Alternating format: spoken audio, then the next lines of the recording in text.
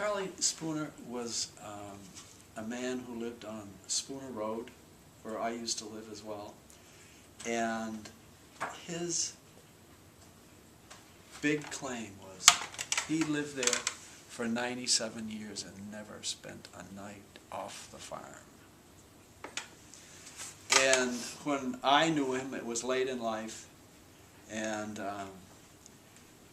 he lived a life that most people would shun. He was dirty and chewed tobacco, and his shirt was crusted with it, and he had lots of dogs, and I just used to love to sit and drink beer and talk with him, because the wisdom that came out of that man would stun me. He had lived a life, a whole life on that farm. So I'm going to try to read you this poem without getting emotional. I call it Charlie Spooner. I didn't know Charlie until he was bent and old. You could see in his face there were stories to be told. His hands were gnarled from a lifetime of hard work on the farm. He carried on after his father died. He stayed to be by his mother's side. So proud of the record he'd set on his own, 89 years and never a night away from home. Perhaps that explains why he went through life without ever taking a wife. Dogs there were many he called in by name, Tippy, Babe, Fido, and they all looked the same.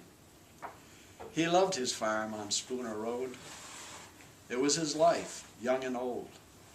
Cattle and pigs to care for and feed, wood to cut and hay to get in.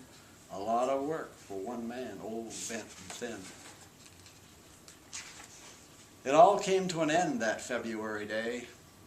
I walked in the house and there he lay, back in his chair, feet up by the stove. I knew then there would be no more stories to be told by this man with his wisdom and wit. The life he lived there never did anyone any harm. Complain as he did, he always said, if I had to do it all over again, I'd farm.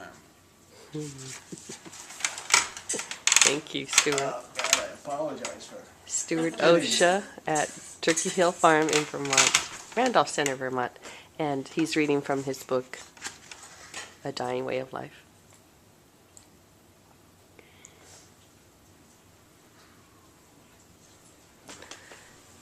This is a good life.